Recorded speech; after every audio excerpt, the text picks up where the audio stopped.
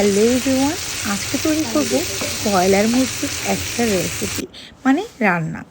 যদিও শুনে অবাক হচ্ছেন, তো অবাক হওয়ার কিছু নেই। অনেকেই আছেন ব্রয়লার মুরগি খুব একটা পছন্দ করেন না, বলেন গা ঘিনঘিন করে, আমি ব্রয়লার মুরগি খাই না। এদিকে তাদের জন্য বলবো, আমরাও খুব একটা পছন্দ করি না, তবে সেটা ওয়ার্ল্ড ওয়াইড চিকেনের যত আইটেমস বলেন, কেএফসি বলেন, বিএফসি বলেন, সিপি বলেন, দেশে বলেন, দেশের বাইরে বলেন, সব জায়গাতেই কিন্তু এই ব্রয়লার মুরগিরই ব্যবহার করা হয়। যাই হোক, গতকাল রাতে মোমো তৈরি করার পরে এতটুকু বেঁচে ছিল, ভাবলাম একটু রান্না করে ফেলি। আর আমি এটাকে একটু ডিফারেন্স ওয়েতে এইভাবেই রান্না করছি। মাংসটাকে ভালোভাবে ধুয়ে, গরম পানি দিয়ে ধুয়ে, তারপর সাদা তেলে একটু সময় নিয়ে ভেজে নিয়েছি। তাতে মাংস থেকে যে পানিটা উঠেছিল সেটা শুষে গিয়েছে, আর মাংসটাও শক্ত হয়ে গিয়েছে। তারপর সেই প্যানেই সামান্য একটু তেল দিয়ে গোটা সকল রকম মশলা দিয়ে দিলাম, আর পেঁয়াজ, আর এই তো সর্ষের তেল।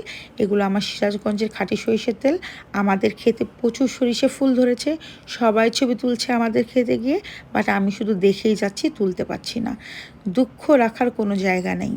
যাই হোক, ও কথা বাদ দিই। হাতে বাটা আমার মশলা, আদা বাটা, রসুন বাটা, জিরা বাটা, সবই আমি হাতে বেটে নিয়েছি। হাতে বাটা মশলার অসাধারণ একটা টেস্ট। রান্না হচ্ছে একটা আর্ট, একটা শিল্প। রান্নাকে যত যত্ন করে করবেন ততই টেস্ট হবে।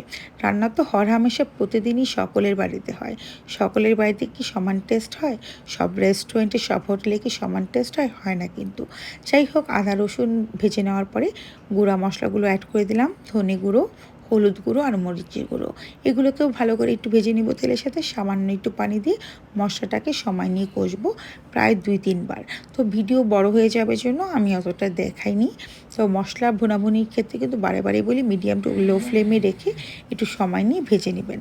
তারপরে আমার ভেজে রাখা মাংসগুলোকে দিয়ে দিলাম। এবার যেরকম গরুর মাংসকে ভুনা করি, ঠিক সেইভাবে আমরা এটাকে ভুনতে থাকবো।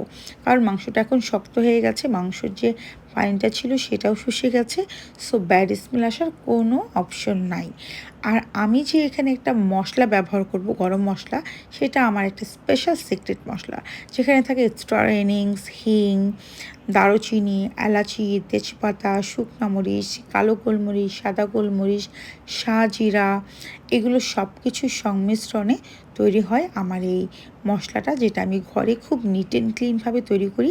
সাথে কিছুটা জিরা এবং পাঁচফোড়নও অ্যাড করি, তাতে অসাধারণ একটা স্মেল পাওয়া যায়। এটাকে দিয়ে অল্প একটু পানি দিয়ে এটাকে ফুনে নিলাম। মাঝখানে একটু ভিডিও স্কিপ হয়ে গেছে, সামান্য একটু নতুন আলু অ্যাড করেছি, আর উপর থেকে আমাদের ক্ষেতের খাঁটি সরিষার তেল ছড়িয়ে দিলাম, আর সামান্য একটু জিরা গুঁড়ো। এই তো সব সেদ্ধ হয়ে যাওয়ার পরে, ওয়েল কুক হওয়ার পরে ডান হয়ে যাবে আমার এই ব্রয়লার মুরগির রান্না। খেতে কিন্তু অসাধারণ। একবার এই রেসিপিটি ফলো করে তৈরি করুন।